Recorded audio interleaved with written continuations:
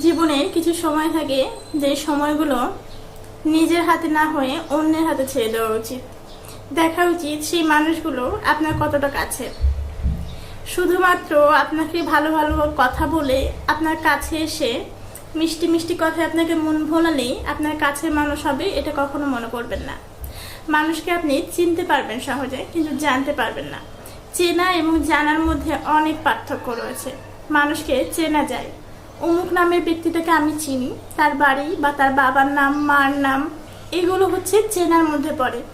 কিন্তু মানুষটাকে কি আমি জানি? কতটুকু জানি? তার গভীরতাটা কতটুকু? এগুলো বিভিন্ন রকমের প্রশ্ন থেকেই যায়। সে কারণে মানুষকে জানতে চেষ্টা করুন, মানুষের ভেতরের গল্পগুলোকে শোনার চেষ্টা করুন এবং সেখান থেকে আপনি অনুধাবন করুন যে আপনার পর্যায়টা কোন পর্যায়ে রয়েছে সেই মানুষের ক্ষেত্রে। তারপরে অন্য মানুষকে বিশ্বাস করবেন, কারণ বিশ্বাস্যতা এখন আস্তে আস্তে কমে যাচ্ছে, তলার দিকে গিয়ে থেকেছে। সে কারণে আপনাকে আগে বিশ্বাসের জায়গাটা নেওয়ার জন্য মানুষটাকে জানতে হবে।